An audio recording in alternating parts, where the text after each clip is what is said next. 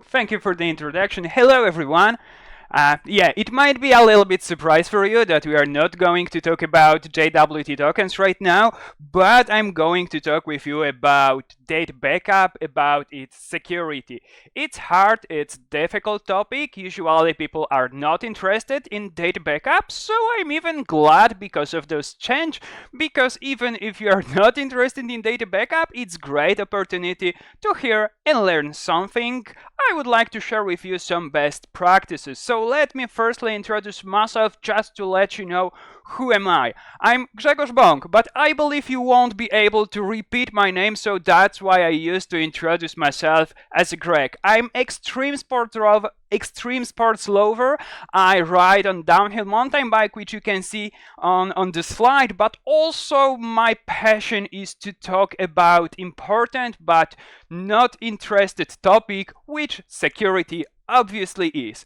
But I've got also a lot of experience in general in security, in data backup industry. So I started my career as support manager, then I became mobile developer, pre-sales engineer, product development manager, and chief of R&D at the end. So I have each point of view from my profession to talk about data backup. I know what problems customers, users deals with. I know how to solve them, how to help them.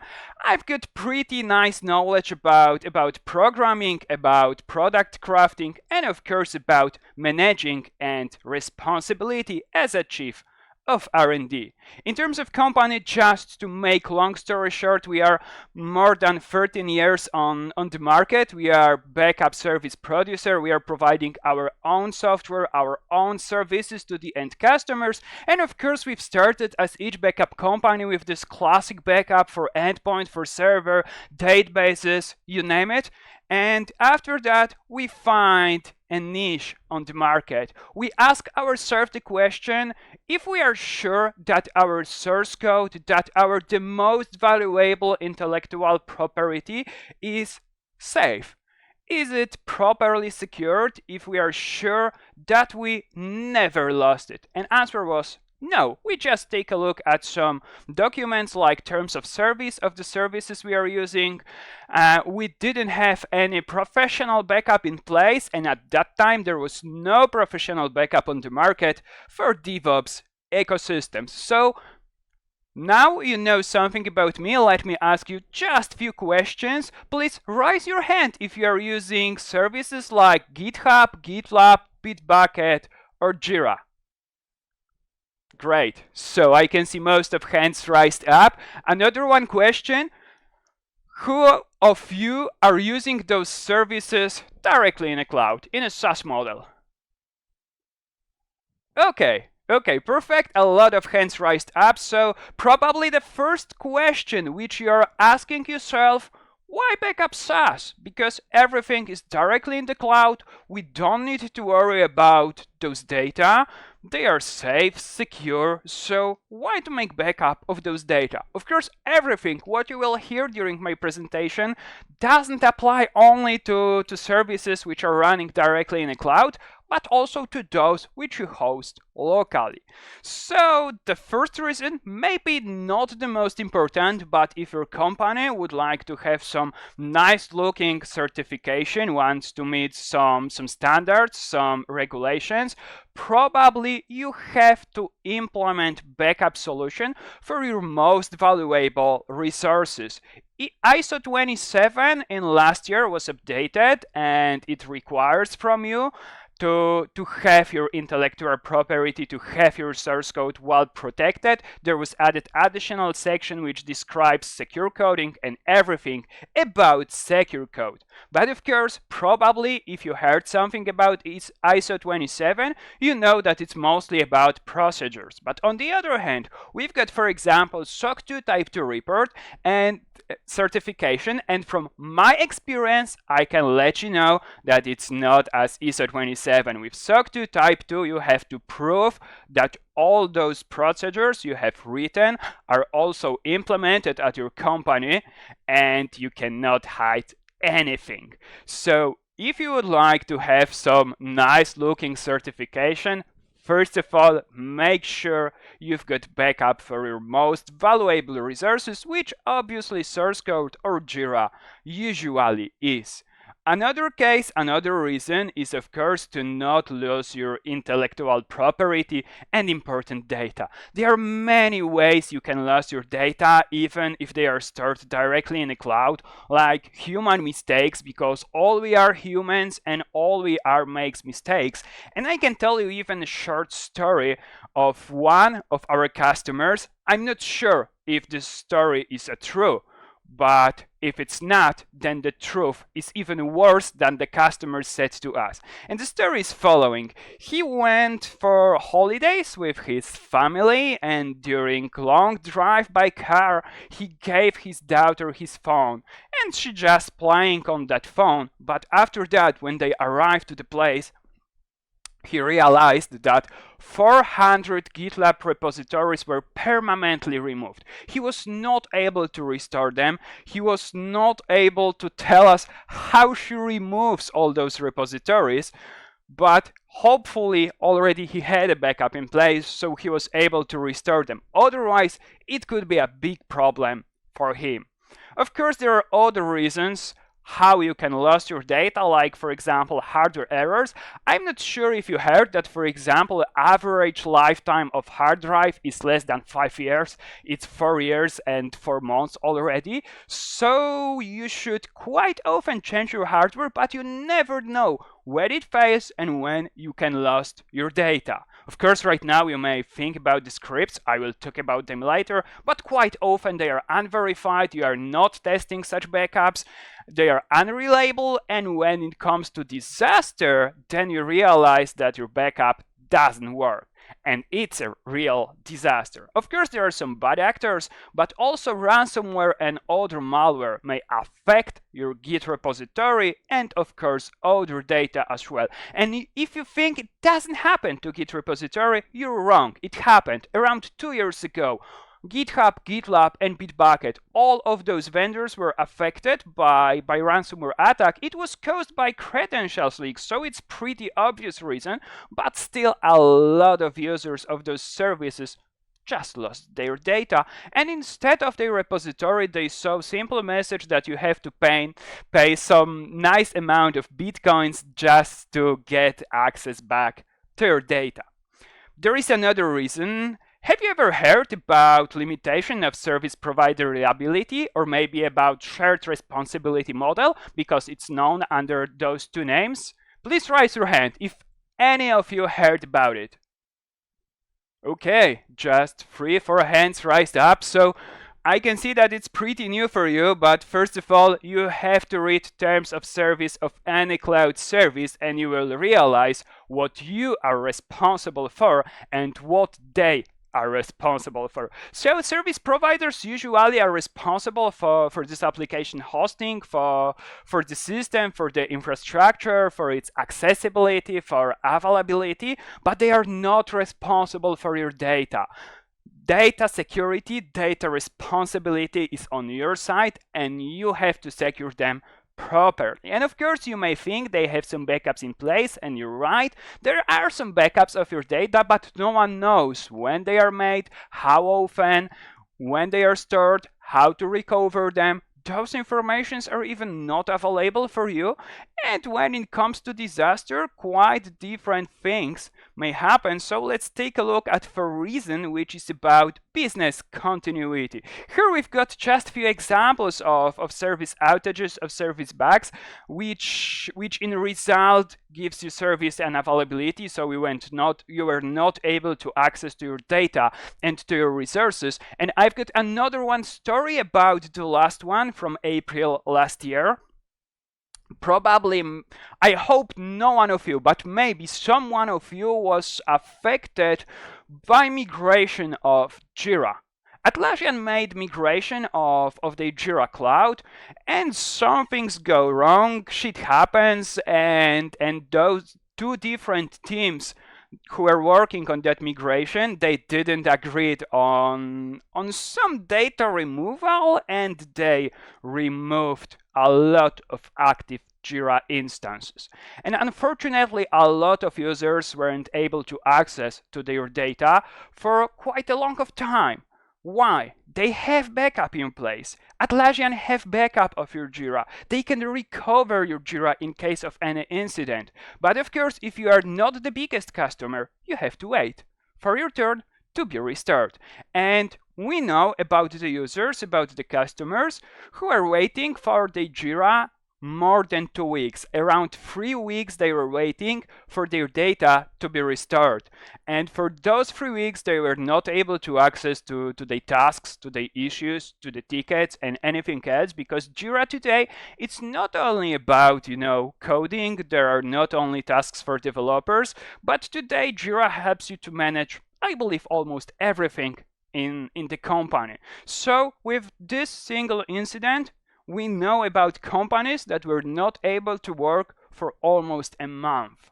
So it's really, really disaster. And what's funny in that case, I can let you know that this company was from Singapore, and what was funny in this case, still this company didn't decide to implement any third-party backup for the Jira, because still they think that it's on Atlassian responsibility to have the backup and restore the data, even if they have to wait around 3 weeks to get the data restored. So I hope you won't be affected by such outages, by such bugs, and you will be able still to continue your business. And I know that you are as smart as foxes are, so you may think that you don't need to back up your Git, you don't need to back up your Jira, because you have repos on every developer computers, or you have never lost your data. And of course, if you never lost your data, it doesn't mean you won't lose your data, and you have to be prepared for that. You may think that you have repositories on every developer's computer because we just have local branches, local repositories, and probably you're right, but still it's not a backup. You cannot treat your live production data as a backup. They are changed quite often. You cannot be sure that all repositories are on every computer, because usually we are just working on part of your whole organization. And yeah, you are not sure. You are not safe if you have those repositories on those computers. And of course, very often I heard I can create my own backup scripts, even if you are talking about casual backups, not only about the Git.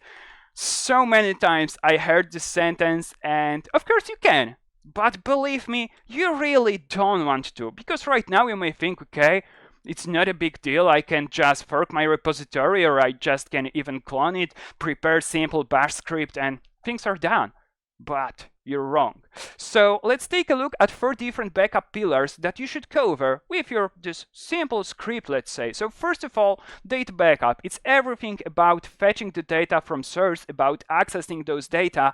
And in the next slide, I will show you that it's not only about your repository, and it's not only about the source code, because even GitLab, GitHub, or Bitbucket provides you more value than only storing the code, and sometimes you even don't think about it. Then, of course, you just think about data retention and storage management. Where to save the data, how long we should keep them, how to maintain those data. After that, another pillar that you need to cover with your script is disaster recovery. What to do in case of disaster, how fast we can recover our repository, our Jira, or other data, and how to do it properly, and where we can restore those data. And at the end, of course, it's good to be notified, maybe not over the email, but at least in some CM software, just to get information about what's going on with our backups. So let me share with you a few simple best practices about data backup. And of course, the first practice is to cover all data. Really, let's think about your data, what's important and not, and what data you have stored in which services. So it's not only about the repositories if we are talking about Git, but also about metadata, about Let's see those metadata. It will be the best example. So here you've got just few examples of all additional data and metadata that are stored in those services. So for example, for GitHub, it could be issues, there could be some pull requests, there could be some deployment keys, and pretty similar metadata we can find in each other service. And if you will secure only your source code, only your repository with no other data that are related to this repository, then in case of any disaster, you can just simply lose them. And it may appear that your repository is useless without those data. If you don't have deployment keys, if you don't have, for example, issues written in GitHub which code is related to, you don't know what you are working on, or without those deployment keys, you are not able to make any simple deployment, even to your test environment. It's very important also to make frequent and automated backups. All we are humans, and as we know, humans are lazy, so that's why we became DevOps, that's why we became programmers, just to automate everything what we can. And the same you have to do with your backups. First of all, they must be done automatically, but also they should include every new resource automatically. It's easier to exclude repository, for example, which is baked up but shouldn't be, than, for example, trying to restore repository which hasn't included. So that's why it's very important to automate not only the backup process, but also the resources that are covered by the backup. Of course, it's very important to make your backups in incremental and differential way. That's the challenge of fetching the data from the services I mentioned about, because each of those services provides you some API rate limits. So if you're trying to fetch too much data at once, then we'll limit your number of requests which you can send, and you have to wait. And sometimes, if you've got quite big organization, you won't be able to bake it up in defined backup window, because it will take too long time due to those API rate limits. Moreover, I can let you know that statistics says that manually done backups or backups done over the scripts are usually half-year old. So now let's think about your data from half-year old that are half-year old, or let's think what you did half-year ago. It's even hard to remember what I was working on half-year ago exactly. So if I will get my repository half-year old, it will be just useless for me. So let's move to storage management. It's very important to keep your backups in multiple locations, and let me ask, please raise your hand if you heard about 3-to-1 backup rule. This is the most common backup rule, and I can see just one hand, 2 hands raised up. Nice. It's nice that at least someone heard about it. So 3-to-1 is, I can say, even principal rule of data backup, and it tells you that you have to keep 3 copies of your data, 2 in different location and at least 1 outside of the company. What means that even if your company, will be burned, will be flooded, or anything else will happen to your data, still you will be able to recover them. So if we are talking about SaaS services that are running directly in the cloud, if those backups are stored exactly in the same data center, for example, they are useless mostly, because if this data center will go directly to the cloud, as it happened, for example, for OVH data center or for T-Mobile data center, and so on, then you are also losing your data. So that's why you have to implement any other additional backup, just to take those data from the data center they are already and keep them in another place, even on some small device, some NAS device at your company. Whenever, just do it. Of course, it's nice practice to keep your data in some public clouds, because they are pretty easy to maintain. You don't need to, worry about storage, and if you have necessary storage or not, everything is just directly in place, and mostly they are working under the same or pretty similar API, so its implementation, it's pretty easy. Just to remind, you need to have 2 copies of your data in 2 different locations, except of course the origin one. So if we think about API rate limits, it's also good to have some replication mechanism in place. It's better to replicate your data between backup storages than just fetching them again from the source and again from the source, because API rate limits will hit you brutally. Backup is, of course, about data security. So first of all, you have to be sure that it's already encrypted. It's required by those standards, compliances, certifications, and so on. But on the other hand, it's everything about your data, your intellectual property, and everything what should be the most important for you.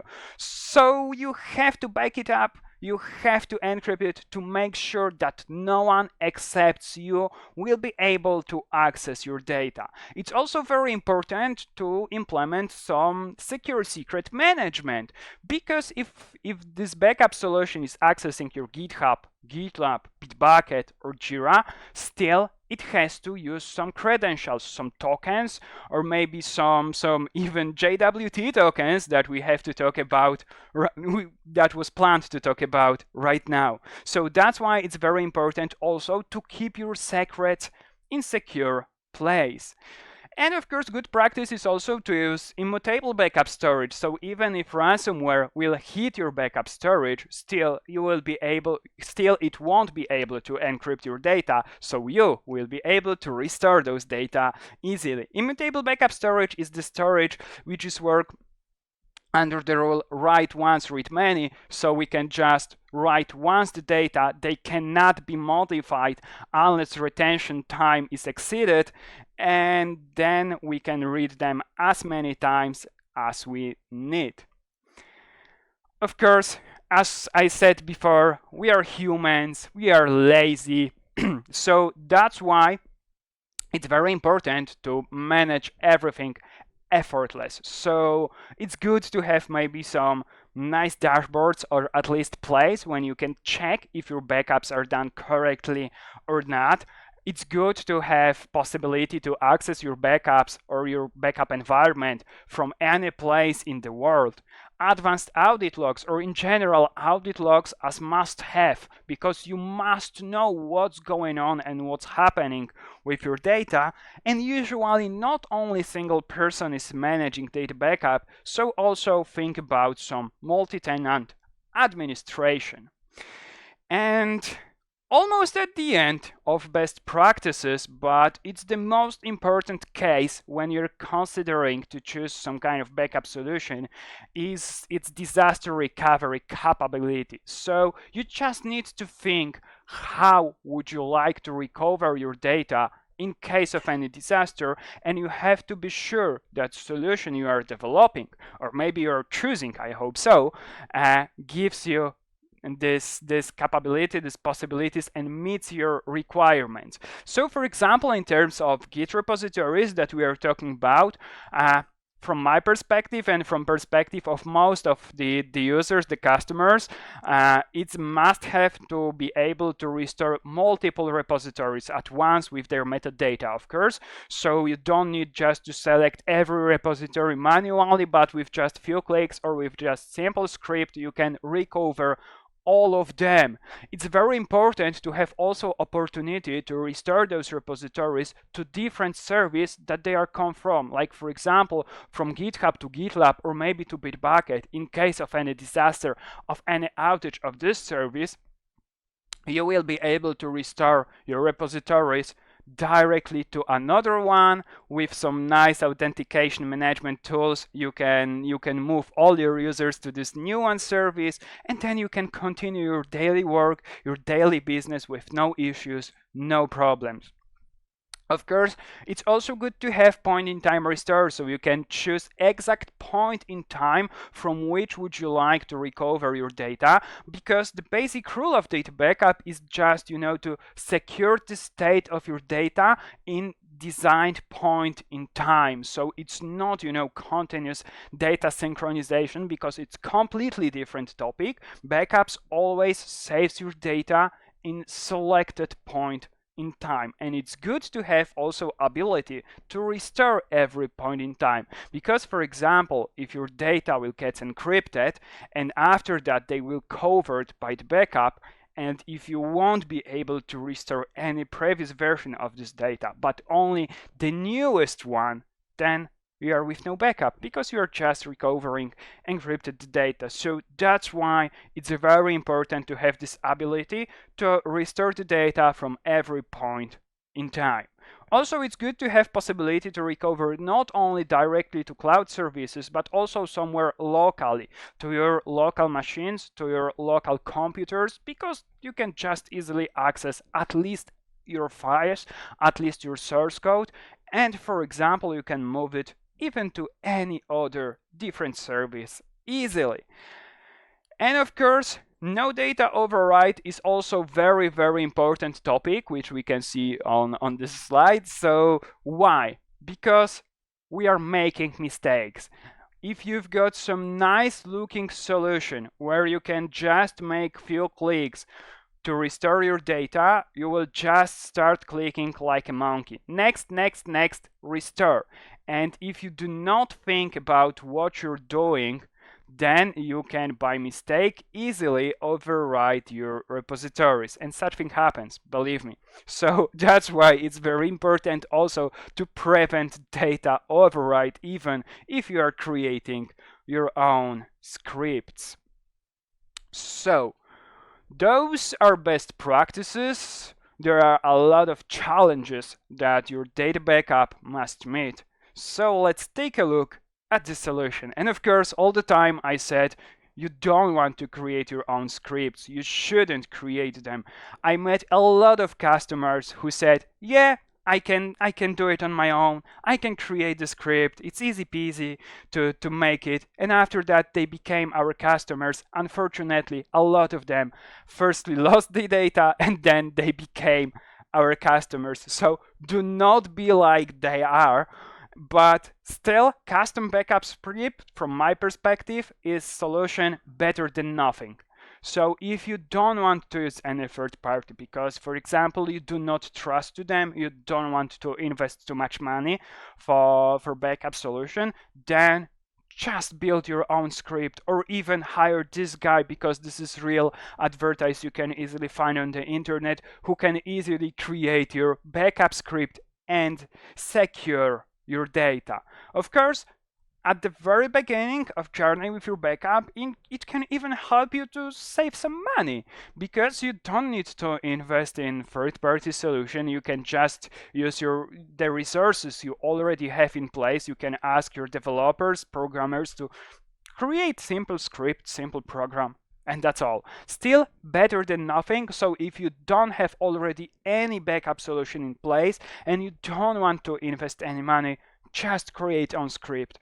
Even git clone, even some simple forks are better than nothing.